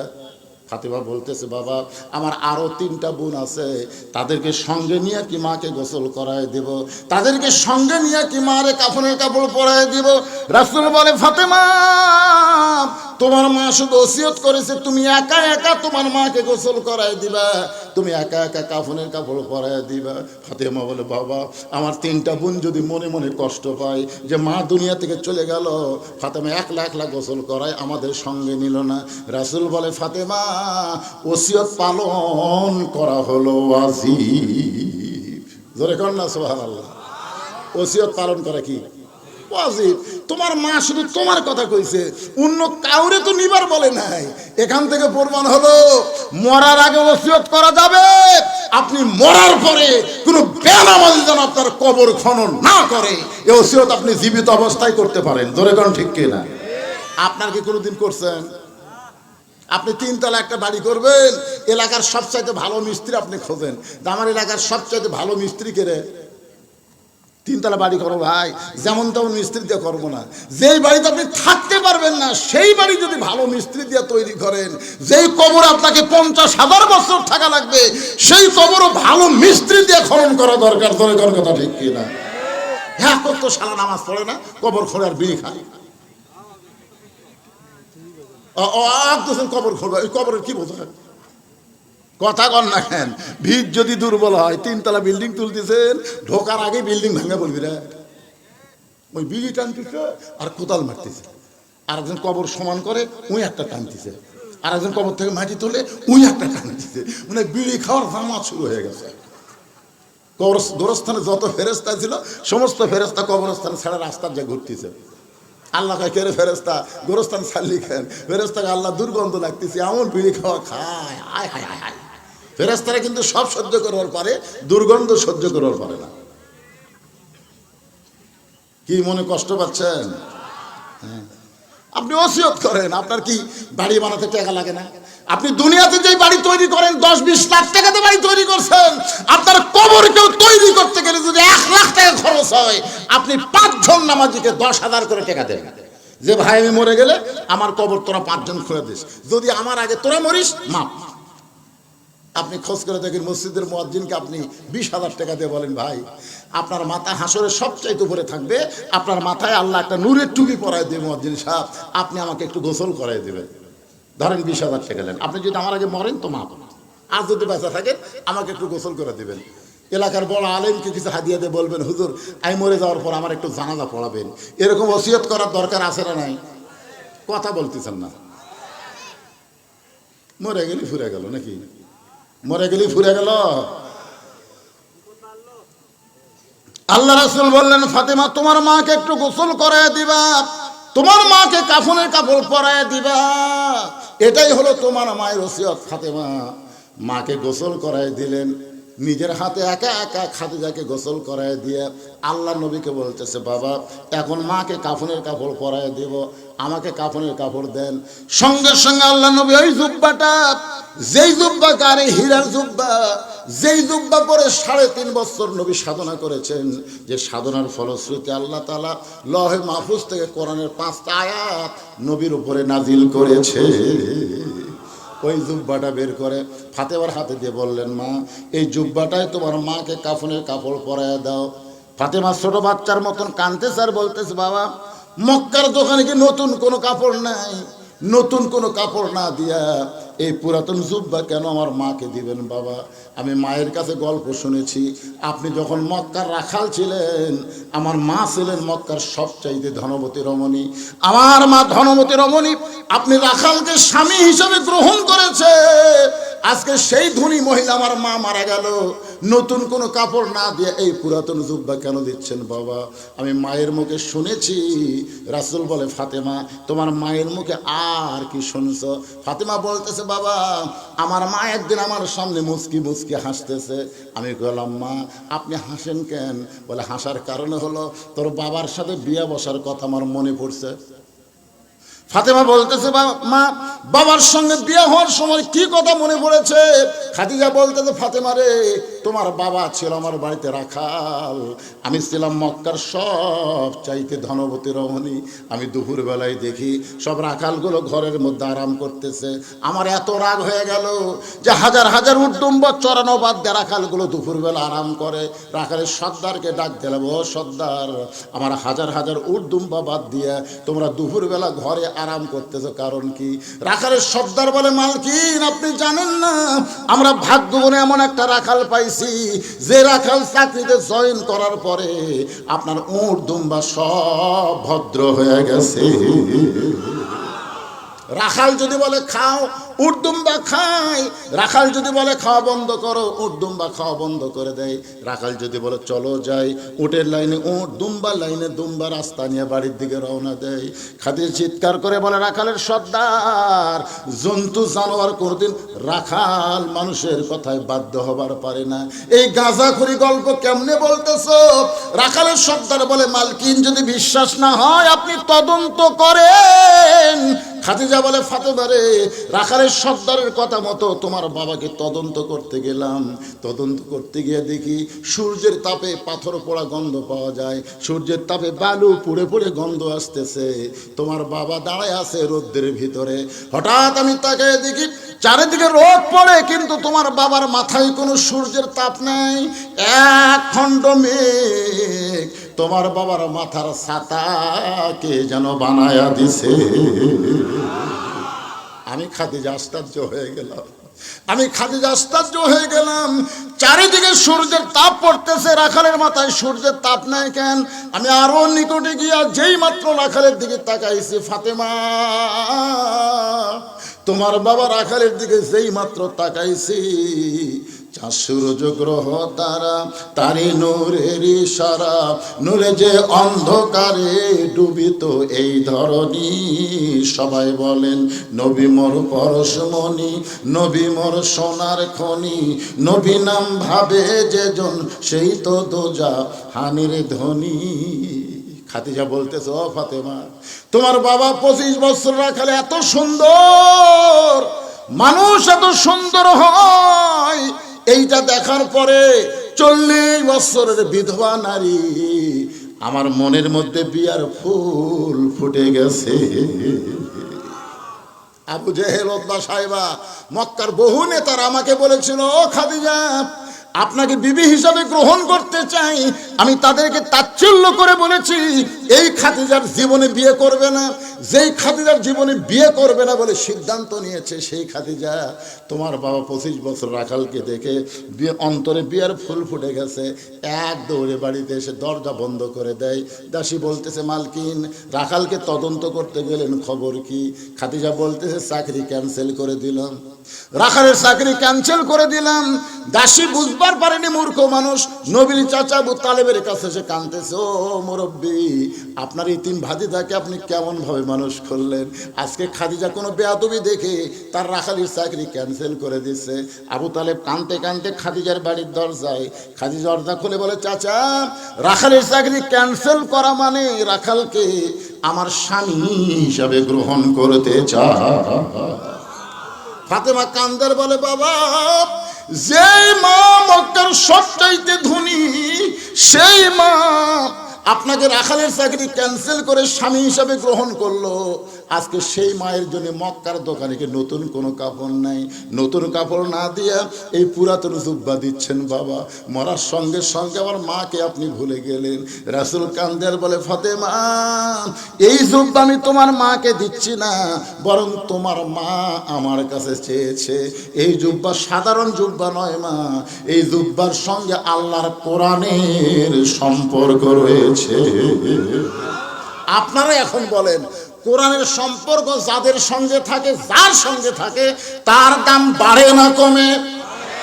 আগামীতে আমরা আল্লাহর কোরআনের সঙ্গে সম্পর্ক করতে কারা কারা চান? 2 হাত তুলে একটু আল্লাহরে দেখান। এই কারা কারা তুলতেছে না দেখেন তো, কে কে তুলতে একটু গড়িমসি করতেছে। লিল্লাহি তাকবীর। হাত টান টান করে রাখেন, হাত টান টান করে রাখেন। আল্লাহ, আজকে শেরপুরের মাটি ধন্য হয়ে গেল। তোমার বান্দারা গভীর রাত্রে কোরআনের সঙ্গে সম্পর্ক করার জন্য 2টা হাত তুলে দিয়েছে। এই হাতগুলোকে আল্লাহ তুমি কোরআনের জন্য জান্নাতের বিনিময়ে কবুল করে নাও। জোরে কোন আমিন। কি লাভ, কি লাভ দুনিয়ার সাথে সম্পর্ক করে, দুনিয়ার আইনের সাথে, দুনিয়ার রাজনীতির সাথে সম্পর্ক করে আমাদের লাভটা কি রে? একই গাছের কাঠ দিয়ে 3টা জিনিস বানাচ্ছে। তোর এখন কয়টা? 3টা জিনিস বানাচ্ছে, একটা খাট, একটা সোফার, একটা রেহাল। গাছ কিন্তু একটাই, জিনিস বানাচ্ছে 3টে। 2টা বানানোর নিয়ত করছিল, একটা বানানোর নিয়ত নাই। মানে খাট আর সোফা বানানোরই নিয়ত করছে, কিন্তু সামান্য কাঠ বাঁচা গেছে। এখন রাজমিস্ত্রি, কি মিস্ত্রি কয় এটা? কাঠ মিস্ত্রি। কাঠ মিস্ত্রি বলতেছে, ভাই রে, তোমার সোফার খাট তো হয়ে গেল, কিন্তু কাঠ যে বাঁচল মেহগনির কাঠ, কি করি? তখন কি আর করবেন ভাই, এটা পুরো ফেলা দেওয়া বুদ্ধি, কারণ কোনো কামত তো লাগতেছে না। তখন কাঠ মিস্ত্রি বলতেছে, কাম করে দেই, এইটাতে তোমাকে একটা রেহাল বানা দেয়, রেহাল। তখন বলতে তো, ভাই রেহাল তো বানাই দিবেন, এর কিন্তু মজুরি আমি দিবার পারবো না। দেখেন, খাটের পারবি, সোফার পারবি, কিন্তু রেহালের ভাই এটা কিন্তু ফ্রি বানাতে হলে। তখন মিস্ত্রি বলতেছে, ভাই সওয়াবের আশায়, সওয়াবের আশায় তোমাকে ফ্রি বানাতে হবে। এখনো কিন্তু কোরআন শরীফ ধোয়া শুরু হয়নি, কেবল কোরআনের সাথে সম্পর্ক হবি। রেহাল বানানোর পরেই তো হবি। কথা কন না কেন ভাই? কথা কন লাগবে তো। তো রেহাল বানানোর পরে হবে কোরআনের সাথে সম্পর্ক, তার আগে মিস্ত্রি কি বলতেছে, ফ্রি। তোমাকে ফ্রি বেলা দিলাম সওয়াবের আশায়। এখন খাট, সোফার, রেহাল হয়েছে। আপনার বলেন তো, এই 3টা জিনিসের মধ্যে দাম বেশি কার? রেহালের যদি দাম বেশি হয়, তাহলে আল্লামা সাঈদী 13 বছর বিনা অপরাধে জেলখানায় বন্দি থাকলো কেন? 50 বছর যিনি কোরআনের তাফসীর করলো, এই কোরআনের সাথে এত সম্পর্ক রাখলো, তার মানে আল্লামা সাঈদী হুজুরও তো রেহাল। তোরে কোন কথা ঠিক কিনা? গোটা কোরআন, আপনার তার সমস্ত তাফসীর খণ্ড যত তাফসীর করেছে বাংলার জমিনে, সবগুলো ওয়াজ একত্র করে দেখেন, 30 পারা কোরআনের কোন জায়গাও তাফসীরে বাদ দেয়নি। জোরে কোন কথা ঠিক কিনা? অথচ এমন একটা কোরআনের রেহালকে বিনা অপরাধে 13 বছর জেলখানা বন্দি ছিল। আমরা খালি দোয়া করি, আল্লাহ দুনিয়ার কোর্ট কাছারিতে সাইদে হুজুরের কোনো জামিন হবে না, আল্লাহ তোমার দরবারে আমরা আরজ করি, আল্লাহ তাকে তুমি হায়াতে তাইবা দান করো, সাফায়ে কুলিয়া দান করো। দিন দিন হুজুরের চেহারা কি সুন্দর হচ্ছিল, জোরে কোন কথা ঠিক কিনা? যেদিন আপনার শেষ দেখা, তিনি যখন আপনার জেলখানা থেকে বের হয়ে গাড়িতে চললেন, গাড়ির থেকে যখন নামলেন, ওই দৃশ্য আপনারা দেখছেন। আমার আমার ফেসবুকে এখনো ওই দৃশ্যটা আমি ভিডিও আকারে ছাড়ছি। কি হাসি রে, কলজা ভরে গেল। তিনি বলতেন, ভাই আমাকে জেলখানা থেকে হাসপাতালে নিবেন কেন, আমি তো আগের চাইতে অনেক ভালো। তখন তারা বললো, না উপরের অর্ডার। উপরের অর্ডার মানে ওই শালা ভারতের অর্ডার, তোর কোন কথা ঠিক কিনা? ওই ভারতের অর্ডার। কারণ ভারত হাসিনা কয়ে দিল, এ যে হারে দোয়া করতেছে ই তো মরবি না, এক মারার বুদ্ধি করা লাগবে। জেলখানা নিয়ে যে তাকে হত্যা করা হলো, তার সন্তানগুলো সকাল থেকে বিকাল পর্যন্ত বসে আছিল। আপনারা বলেন তাদেরকে দেখা করবার দিছে? দেয় না। তো লোক এখন আসতেছে না, এখন বাঁচতেছে 11:15, এখন আটা লাগবে, এখন ছাড়ে দেওয়া লাগবে।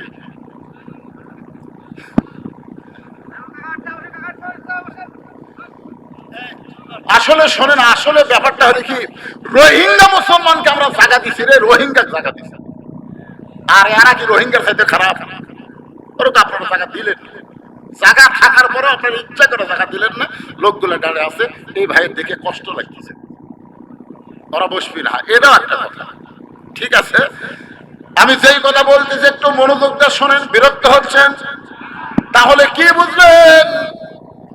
রেহালের দাম বেশি বলতেছেন কারণ রেহালের সম্পর্ক আল্লাহর কোরআনের সাথে, আর খাট সোফার সম্পর্ক হলো মানুষের সাথে। ধরে কোন কার সাথে?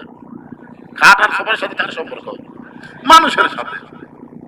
কোরআন শরীফ এরকম লিভার দেয়, রেহালের উপর আছে, তো কোরআন শরীফ লিভার দেয়, কাঠের রেহাল ঠাস করে সে পায়ের উপর পড়ছে, সেই পায়ের উপর পড়ছে, কিন্তু লাগিছে রেহাল পড়ে, কিন্তু লাগিছে ওই লাগার কথা ভুলেছে, রেহালকে তুলে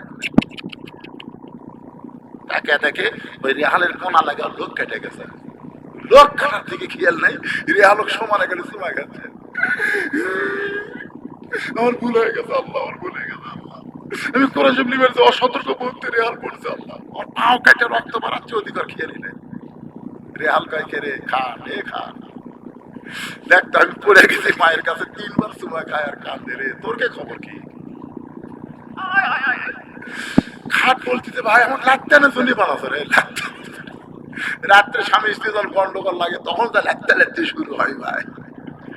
আর সোফা বলতেছে, বসার সাথে এই শালা অভদ্র পাও তোলা ছাড়া বসি না। রেহাল বলতেছে, দেখ একই কাছের মধ্যে থেকে আমাকে 3 জনের জন্ম হলো রে, তোদেরকে লাগতাই কোনো আফসোস করে না, পায়ের কাছে পড়ার সঙ্গে সঙ্গে কান্দে চুমা খায়, বলো তো কারণ কি? খাট সোফা বলতেছে, আমাদের সাথে হলো মানুষের সম্পর্ক, আর তোর সঙ্গে হলো আল্লাহর কোরআনের সম্পর্ক। তাহলে কোরআনের সম্পর্ক রাখার কারণে একটা রেহালের দাম যদি বাড়ে, সেই কোরআনের সঙ্গে আমাদের সম্পর্ক রাখার দরকার আছে না নাই? কিভাবে রাখবেন? আল্লাহর কোরআন খালি পড়লে তো সব হবে না ভাই, না প্রতি অক্ষরে 10টা করে নেকি, ঠিক আছে 10টা করে যে নেকি, এ ব্যাপারে কোনো কথা নেই, 10টা করে নেকি, প্রতি অক্ষরে 10টা করে নেকি। কিন্তু এই নেকিটা কিন্তু নফল। কোরআন শরীফ পড়বেন, আলিফ 10, লাম 10, মিম 10। এক লোক 2 মণ আলু নিয়ে গেছে শেরপুর বাজারে, এক খরিদ্দার বলতেছে, ভাই কতটুকু আছে? আলুওয়ালা বলে 2 মণ। বলে আমিও তো 2 মণ নিও ভাই, তার দেও। তো বলতেছে তাল ধরে লাও, তো বলতেছে না ভাই ওজন করে দেন, পাপের ওপর মাপ দেন, মাপের ওপর পাপ না, ওজন করে দেন। তো ওজন করে দেখা গেছে 2 মণ 2 সের। আলুওয়ালা বলতেছে, ভাই এই 2 সেরের দাম দেওয়া লাগবে না, 2 সের তোমার খাও দিলাম। তখন খরিদ্দার বলতেছে, প্রতি সন্ধ্যে আমার 2 সেরই লাগে ভাই, তার আজকের মতো 2 সের নিয়ে যায়। আপনারা বলেন ওই আলুওয়ালা 2 সের দিবি না চড় মারবি? আরে পাগলা, তুই 2 মণ লিবি দেখাই তো তোর 2 সের পাও। প্রতি অক্ষরে 10টা করে নেকি তখনই পাবেন যখন আল্লাহর কোরআন অনুযায়ী নিজের জীবনকে চালিত করবেন। ধরে কোন কথা ঠিক না? আপনি কোরআন হিসাবে চলবেন না আর খালি সওয়াব কামাই করবেন। অনুনাজ্জিলু মিনাল কুরআনি মা হুয়া শিফাউ ওয়া রাহমাতুল লিল মুমিনিন। মুমিনদের যাবতীয় রোগের ঔষধ হিসাবে আল্লাহ তাআলা এই কোরআনকে নাজিল করেছে। কোরআন সম্পর্কে আরো আলোচনা নিয়ে আপনাদের সামনে আসতেছি। এবার একটু খেয়াল করেন, রাসূল বললেন, ফাতেমা এই জুব্বা আমি দেইনি মা, এই জুব্বা তোমার মা চেয়েছে। এই জুব্বার সঙ্গে আল্লাহর কোরআনের সম্পর্ক রয়েছে। এই জুব্বা হলো গাড়ি হীরার জুব্বা। সঙ্গে সঙ্গে ফাতেমা জুব্বা পরানোর জন্য মায়ের ঘরের দিকে রওনা দেয়। ফাতেমার সামনে সামনে, আল্লাহ নবী পিছনে পিছনে, ফাতেমা যাচ্ছে সামনে আর নবী হাঁটতেছে পিছনে। অথচ আল্লাহ কোরআনে বলেছেন, আমার নবী যখন হাঁটবে নবীর সামনে কেউ হাঁটতে পারবে না, নবী থাকবে সবার সামনে আর সবাই থাকবে নবীর পিছনে। কিন্তু আল্লাহ নবী ফাতেমাকে সামনে দিয়ে নিজে পিছনে পিছনে হাঁটতেছে। বাজান একটু মনোযোগ দিয়ে শুনবেন, নবী কেন পিছনে হাঁটে, ফাতেমারে কেন সামনে দেয়? কারণ আল্লাহ নবী ফাতেমাকে মায়ের মতন সম্মান করত। সুবহানাল্লাহ। মায়ের মতো সম্মান করার কারণ আছে, এই কারণটা আজকে বলার দরকার নাই। ফাতেমার সামনে সামনে যায়, নবী পিছনে পিছনে যায়। নবী ফাতেমার জন্য দরজা খুলে দিলে ফাতেমা ঘরের মধ্যে ঢোকে। সঙ্গে সঙ্গে নবী খাদিজার ঘরের দরজা বন্ধ করে দেয়। ফাতেমা ঘরের মধ্যে ঢুকেছে, নবী দরজা বন্ধ করে দরজার কাছে বসে আছে। কিছুক্ষণ পর আল্লাহর নবী দেখে ফাতেমা হাসতে হাসতে দরজা খুলেছে। নবী চমকে গিয়ে বলে, ফাতেমা কাঁদতে কাঁদতে ঢুকলে আমার জুব্বা নিয়ে তোমার মাকে কাফনের কাপড় পরানোর জন্য, কিন্তু হাসতে হাসতে দরজা খুললে কেন? ফাতেমা বলতেছে, বাবা কাঁদতে কাঁদতে কেন ঢুকছে আপনি জানেন, হাসতে হাসতে দরজা খুলছে এটাও আপনি জানেন। রাসূল বলে, ফাতেমা কাঁদতে কাঁদতে ঢুকলে এটা আমি জানি, কারণ মেয়ে তার মাকে কাফনের কাপড় পরাবে, অবশ্যই কাঁদতে কাঁদতে ঢুকবে, কিন্তু হাসতে হাসতে দরজা কেন খুললে এটা আমি নবীও জানি না। এখান থেকে প্রমাণ হলো আমাদের নবী গায়েব জানে না। কথা কর না, নবী গায়েব জানে? এতে কতগুলো ভণ্ডরা কয় নবী তো জানি রে জানে, আমাদের বাবারাও গায়েব জানে। আপনারা সূরা হাসরের শেষ দিন আয়াত পড়েন না? পড়েন? তাহলে তো মোটামুটি সবারই জানা দরকার। তাহলে একটা বার পড়েন, হুয়াল্লাহুল্লাযী লা ইলাহা ইল্লাহু আলিমুল গায়বি ওয়াশ শাহাদাতি হুয়ার রহমানুর রহিম। আপনারা বলেন তো গায়েবের মালিক কে? জোরে কোন। হাদিস শরীফে রাসূল বলেছেন, আমি যা জানি তোমরা তা জানো না। দেখেন কথাটা খেয়াল করে শুনবেন। নবী বলতেছে, আমি যা জানি তোমরা তা জানো না, আমিও জানি না আল্লাহ যদি আমাকে না জানায়। তাহলে সমস্ত গায়েবের মালিক কে? আরো জোরে। আল্লাহ সর্বপ্রথম কাকে জানায়? নবীকে জানায়। সর্বপ্রথম আল্লাহ নবীকে জানায়, এরপরে নবীর মাধ্যমে আমরা আল্লাহর কোরআন পেয়েছি। সুবহানাল্লাহ। ভাই বেশি রাত আর করবো না, আপনার ওটা বসা করেন না। কয়টা উঠে রে, কি রে?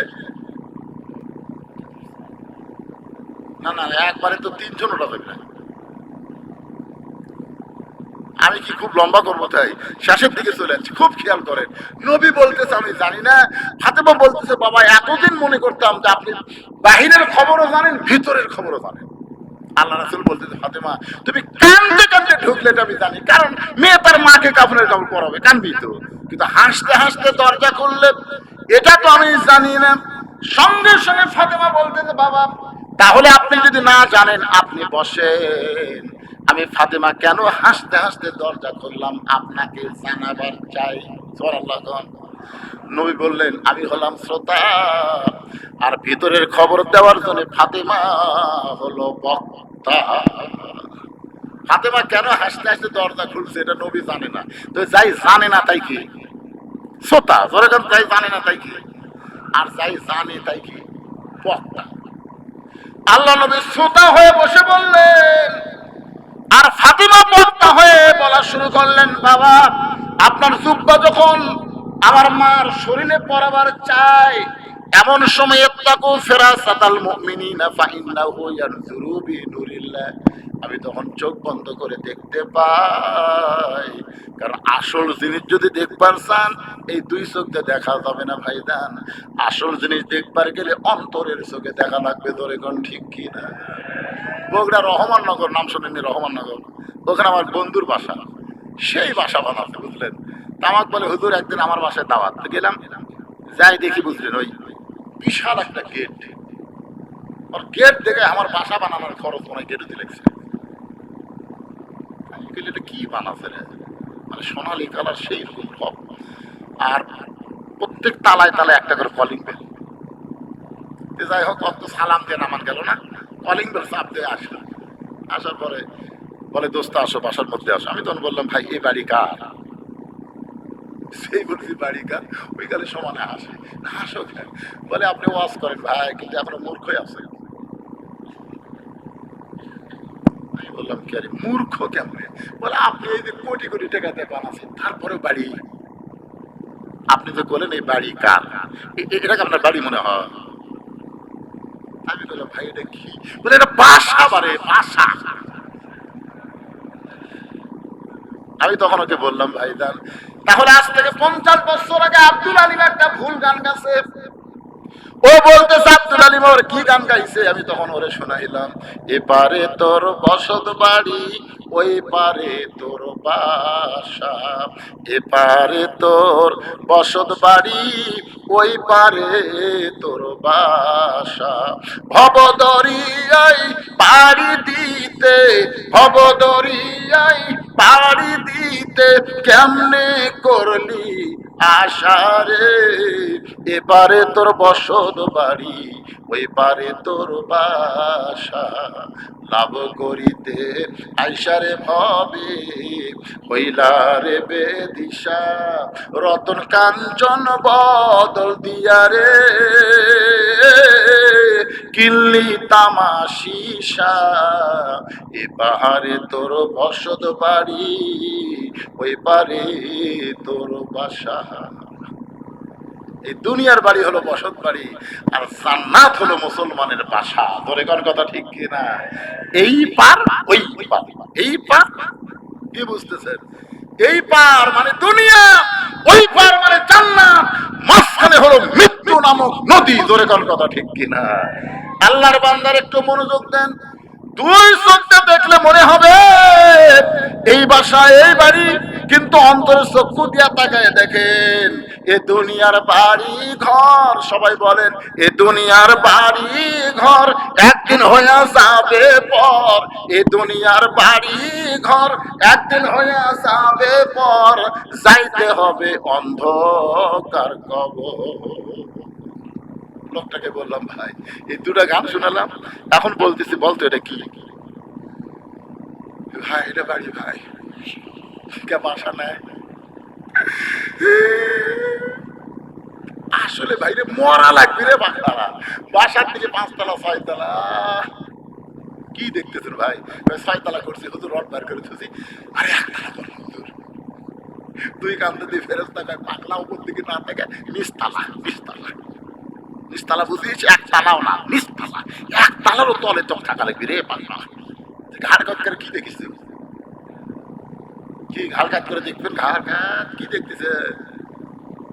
কথা কম। কোন তালা থাকবেন? 1 তালা, 2 তালা, 3 তালা না নিচতলা? জোরে বলেন কোন তালা? আরো জোরে। ফাতেমা বলতেছেন বাবা আমার মাকে যখন আপনার ওই জুব্বা কাফনের কাপড় পরাবার চায়, এমন সময় দেখতে পাই আমার মার দেহে আল্লাহ জান্নাতের পোশাক পরায়া দিছে। সঙ্গে সঙ্গে নবী মাটিতে হাত দিয়ে কান্না শুরু করলেন। ছোট বাচ্চার মতন নবী কাঁদতেছে। ফাতেমা বলতেছে বাবা আমার মায়ের দেহে জান্নাতের পোশাক পরার কথা শুনে আপনি এমন করে কাঁদেন কেন? রাসূল বলে ফাতেমা রে, এই কান্না কোনো দুঃখের কান্না নয়, এই কান্না হলো আমার আনন্দের কান্না। ও ফাতেমা, দুনিয়ার কেউ যখন আমাকে নবী বলে স্বীকার করে নাই, সর্বপ্রথম তোমার মা আমাকে নবী বলে স্বীকার করেছে। আপনারা বলেন তো 3টা জিনিস খুব খেয়াল করবেন। কয়টা? 3টা জিনিস আপনার গেছে? ঠিক আছে, 3টা জিনিস। 1 নম্বর হলো মৌলবীর বাড়িতে কোনোদিন মিলাদ হয় না। আপনার খেয়াল করে দেখবেন মৌলানাদের বাড়িতে কিন্তু মিলাদ হয় না। আর 2 নম্বর হলো ডাক্তারের বউ কোনোদিন সিজার করে না। আর 3 নম্বর হলো পীরের বউ কোনোদিন মুরিদ হয় না। দেখবেন 42 বছর আমার ওয়াজের বয়স, আমি একদিন বউকে 500 টাকা দিয়ে বলছিলাম খালি একবার হুজুর কও, খালি একবার কও হুজুর। বউ খালি হাসে। আমি 1000 টাকা দিয়ে বললাম দেখি তোমার মুখে হুজুর শুনতে কেমন লাগে, একবার খালি কও হুজুর। আর কেলাতে কেলাতে কও হুজুর। আর বউ খালি হাসে। হাসো খেয়ে বলে জনগণ আপনাকে চিনে না তাই হুজুর কয়। আমি তো জানি আপনি মালটা কি, হুজুর হওয়া এত সহজ নয়।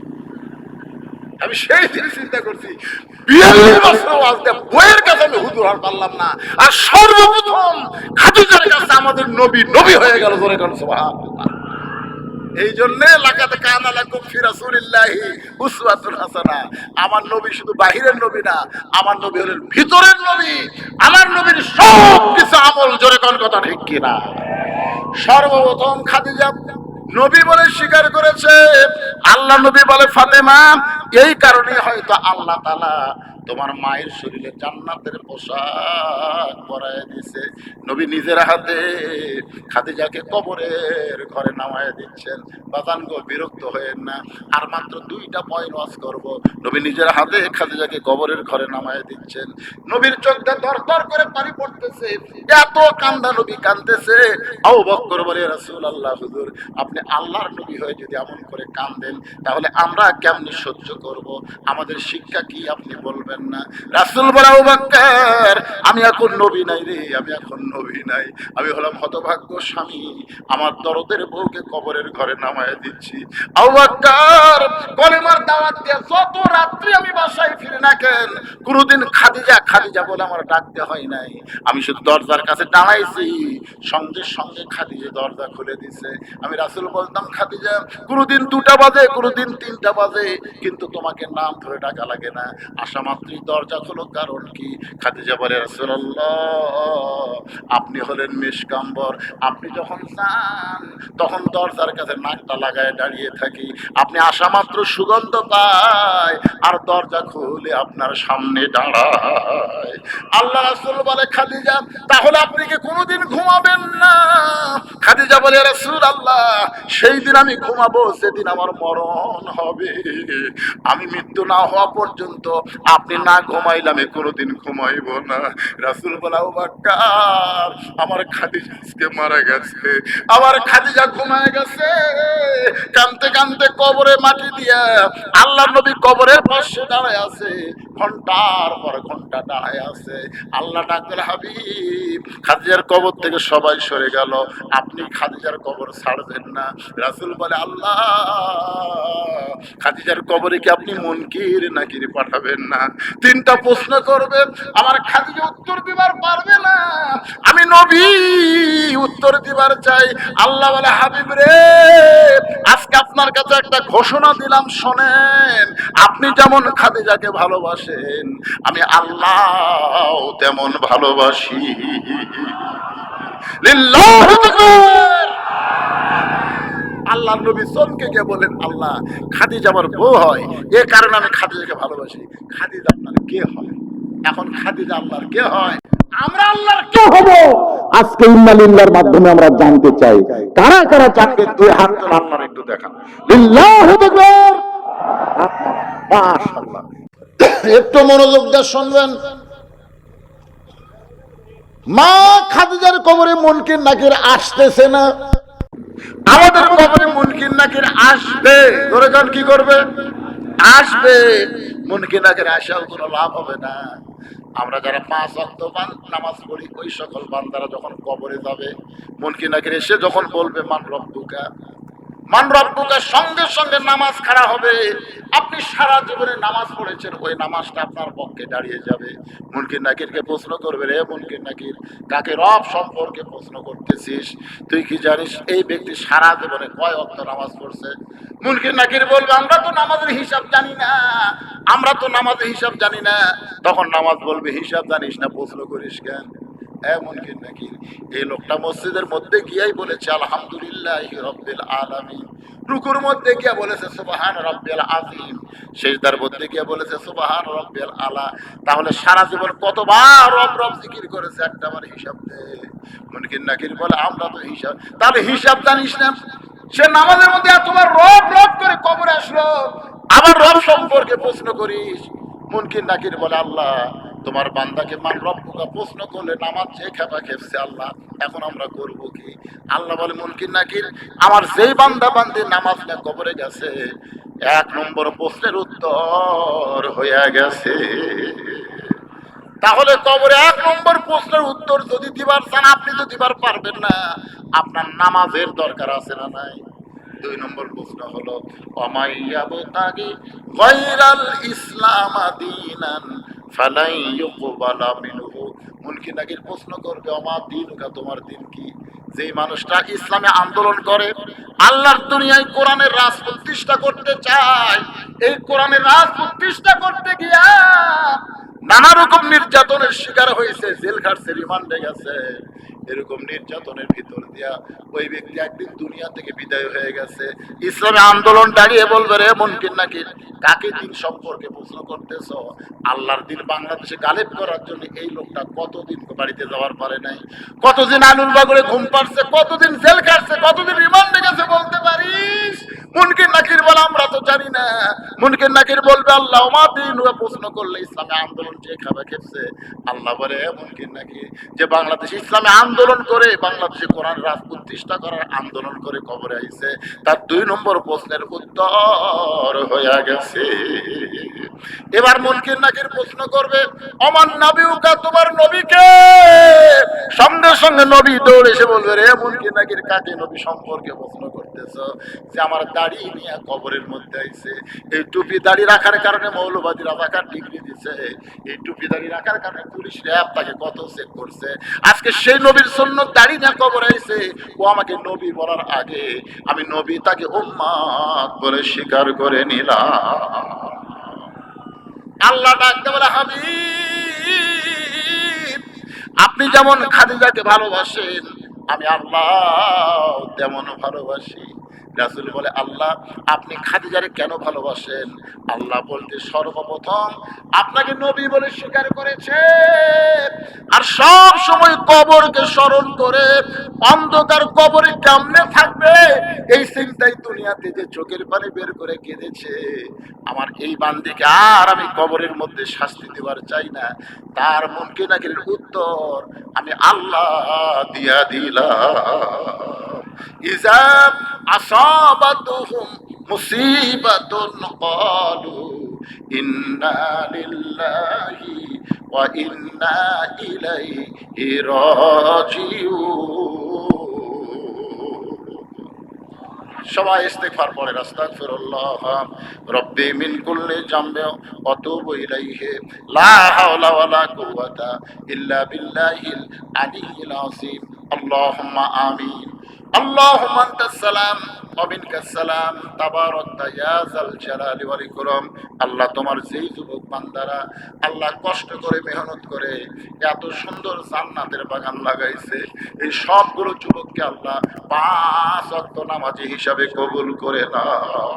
আল্লাহ এই যুবকগুলোকে আর দুনিয়ার কোন গান বাজনার মধ্যে জড়িত না রেখে তোমার কোরআনের সৈনিক হিসাবে এদেরকে কবুল করে নাও। এই যুবকদেরকে যারা সর্বাত্মক সহযোগিতা করে আজকের এই জান্নাতের বাগান লাগানোর ব্যাপারে সহযোগিতা করেছে, আল্লাহ তাদের সকলকেই জান্নাতি কবুল করো। আল্লাহ আমি শুনলাম এখানে আসার পরে আল্লাহ এই যুবকদের সঙ্গেই ছিল, গতকাল 11টা পর্যন্ত কাজও করেছে, দুনিয়া থেকে সে ব্যক্তি ওযু করে মসজিদে ঢোকার সময় বিদায় নিয়েছে। আল্লাহ তার জন্য দোয়া করি, তার শহীদ মৃত্যু হিসাবে আল্লাহ কবুল করে নাও। আল্লাহ আজকের মাহফিলের শুরু থেকে শেষ পর্যন্ত যত আলোচনা হয়েছে আল্লাহ এর মধ্যে যদি ত্রুটি হয়, ভুল হয়, মাফ করে দাও। এর যা হাদিয়া মঞ্জুর করো, সোনার মদিনায় নবী পাকের রওজা মুবারকে আল্লাহ কবুল করে নাও। মদিনা কত সুন্দর নাম, মদিনা, মদিনার মানুষটা কত সুন্দর। সাত ভরা মুখকে যদি একটা বার দেখতে পায়, আল্লাহ তার জন্য জাহান্নামের আগুন হারাম করে দেয়। কত স্বপ্ন দেখেছি জীবনে, এমন একটা স্বপ্ন আমাদের দেখার তৌফিক দিও আল্লাহ, যে স্বপ্নে নবীজির সুনামুখ আমাদের সকলের জন্য নসিব হয়ে যায়। আল্লাহ আজকের মাহফিলের যতটুকু হাদিয়া মঞ্জুর করেন, বাবা আদম থেকে ঈসা নবী পর্যন্ত সমস্ত নবীদের রূহ মুবারকে কবুল করেন। আউলাই কেরাম, পীর মাশায়েখ, বুজুর্গানে কেরাম, আমরা যারা হাত তুলেছি, আমাদের মধ্যে জনম দুঃখনী মা মা মা যাদের কবরের ঘরে চলে গেছে, আল্লাহ আল্লাহ মেহেরবানি করে মায়ের কবরকে জান্নাতের টুকরা কবুল করো। বাবার বাড়ি ঘর সবই আছে, আমরা যারা বাবা হারিয়ে এতিম হয়ে গেছি, আল্লাহ মেহেরবানি করে বাবার কবরকে জান্নাতের টুকরা বানাও। আমাদের দাদা দাদি, নানা নানি, আত্মীয় স্বজন, শ্বশুর শাশুড়ি যাদের কবর গেছে, আল্লাহ কবরবাসীদের তুমি মাফ করে দাও। কত মানুষের জানাজার নামাজ আমরা পড়েছি, এই দুই হাতে কত কবরে আমরা মাটি দিয়েছি। একদিন আমরা সবাই মরে যাব, যেদিন আমাদের মৃত্যু হবে দিনটা যেন জুমার দিন হয়, মাসটা যেন রমজান মাস হয়। ইমানের সাথে ইজ্জতের সাথে এই দুনিয়া থেকে যেন বিদায় নিতে পারে, আল্লাহ কবুল করো। আজকের মাহফিলের সম্মানিত সভাপতিকে আল্লাহ তুমি কবুল করো, সহসভাপতিদের আল্লাহ তুমি কবুল করো। আজকের মাহফিলের প্রধান অতিথি, বিশেষ অতিথিদের আল্লাহ তুমি কবুল করো। কে কোন নিয়তে হাত তুলেছে, আল্লাহ সকলের নেক নিয়ত নেক আশাকে আল্লাহ তুমি কবুল করো। আল্লাহ তোমার কাছে আবার বলি, যেই যুবকেরা কষ্ট করে মেহনত করে মাহফিল করেছে, তাদের সকলকে 5 ওয়াক্ত নামাজি কবুল করো। আমার মা বোনেরা পর্দার অন্তরালে বসে বসে শুনেছে, আমি তো সালিয়া পর্দা নিশি কবুল করে মা ফাতেমার চরিত্র দান করো। অসুস্থকে আল্লাহ তুমি সুস্থ করে দাও, অভাবকে আল্লাহ অভাব মোচন করে দাও। অত্র এলাকার প্রতি উলিপুরের উপরে রহমত আর বরকতের দরজা খুলে দিও। আল্লাহ কি সুন্দর নাম অলিপুর, এমন সুন্দর নামের মানুষগুলোকে সুন্দর চরিত্রের মানুষ বানায়া দাও। আল্লাহ দূর দারাজ থেকে যারা আইছে, আল্লাহ সকলকে আল্লাহ তুমি কবুল করো। আল্লাহ যেই কোরআনের মাহফিল, কোরআন শুনতে এত ভালো লাগে, সেই কোরআনের সমাজ বাংলাদেশ চালু হবে, এই দৃশ্য আমাদের সকলকে দেখার তৌফিক দিয়া দিও। আমি অসুস্থ মানুষ, আমার জন্য একটু দোয়া করবেন। আমি অসুস্থ, আল্লাহ আমার মতো যারা অসুস্থ হাত তুলেছে সবাইকে সুস্থতার নিয়ামত দান করে দাও। আল্লাহ গো, আমার একটা নাতি আমার বড় অসুস্থ অবস্থায় আছে, আল্লাহ আল্লাহ গো, তার অপারেশন হয়তো করা লাগতে পারে। আল্লাহ সবার জন্য আমি দোয়া করি, যারা অসুস্থ সমস্ত অসুস্থকে সুস্থতার নিয়ামত ভরপুর করে দাও। সুবহান রাব্বিকা রাব্বিল ইজ্জাতি আম্মা ইয়াসিফুন ওয়া সালামুন আলাল মুরসালিন আলহামদুলিল্লাহি রাব্বিল আলামিন। ওয়াজাল আখিরাতি কালিমাতুন ইনদাল মাউতি। সকলে পড়েন লা ইলাহা ইল্লাল্লাহু মুহাম্মাদুর রাসূলুল্লাহ সাল্লাল্লাহু আলাইহি ওয়াসাল্লাম।